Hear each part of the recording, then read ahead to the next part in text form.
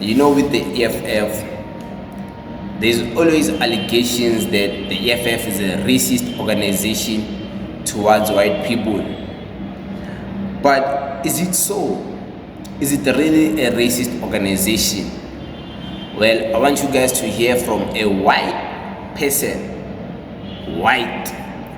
Yes, you heard me right. A white person defending the EFF, defending Julius Malema against those accusations of them being a racist organization. I also want you guys to listen to the context of what this man is saying. And another thing you need to know, this guy is a white EFF member. He's white, but he's an EFF member, and explaining this thing to his white people and of course other black people. But listen to him.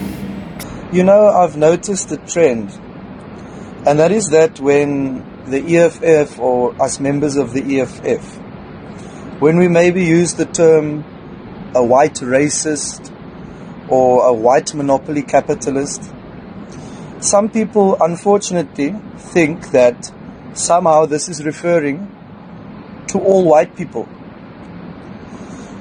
To you who thinks that, just stop. Just stop. Because you are embarrassing yourself. Clearly the term white racist is referring to a racist that is white. If you are not a racist, but you are white, we are not talking to you. If you are white and you don't own mines, banks, a whole bunch of land you use to speculate with, we're not talking about you when we are talking about white monopoly capitalists. We're not talking about your average white person. Can we settle this matter, please? I know we can't, because it will always just be said, repeated over and over and over. Hey, isn't it Hitler who said, or Goebbels, or one of those Nazis, the more times you repeat the lie, the truer it becomes? Seems so. You heard him, right? I don't know his name. I don't want to lie. But I'm very honored to see that within the EFF, there is white people. I never thought the EFF has white people. Colored people, Indian people, yeah. But white people like who are members and speak and defend the EFF, I've never seen that. I have never seen that. Yeah, of course, we can say Kim Hela. Kim Hela is a different type of white person. But like what I mean is that white people, like a gang of white people defending the EFF, I've never seen it. So this guy is talking about the slogans where the EFF or Julius Malema or even other people within the MK party, within the ANC, who would speak and say white racist. And this can also be translated even with us black people. When white people say you are a black racist, it doesn't mean they're saying us all as black people are black racists. They're just talking to the ones who happen to say racist things towards white people or act in a racist way towards white people. Same thing applies to us when we see them. Not all white people are racist towards black people, by the way. But it seems like there's a pattern of majority white people being touched and being emotional when people, usually black people and black leaders, speak about white who are racist, white supremacist, white supremacy, white racism, white colonial superpowers. Why are you touched if you are not the type of white person?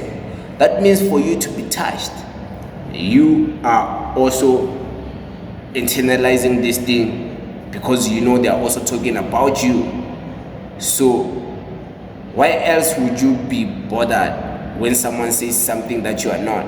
It's like the people who always like to say Julius Malema is always insulting everyone. Julius Malema before elections, he says he doesn't want xenophobic vote. Julius Malema said he doesn't want bad weathers, people who wet their bed to vote for him. And like he said that he was insulting us. I'm like, how are you bothered by someone saying he doesn't want people who wet their bed to vote for him. Why clever? Do you wet your bed? Like, we should not even be talking about Julius Malema right now. We should be talking about you. Why are you wetting your bed? As an old person eligible to vote, why are you still waiting? We should be talking about you, not Julius Malema. Put Julius Malema aside. You wet your bed. Why are you touched by this? Is it personal? You see, things like that. Like, why are people always touched and concerned by labels, knowing very well these labels don't define them?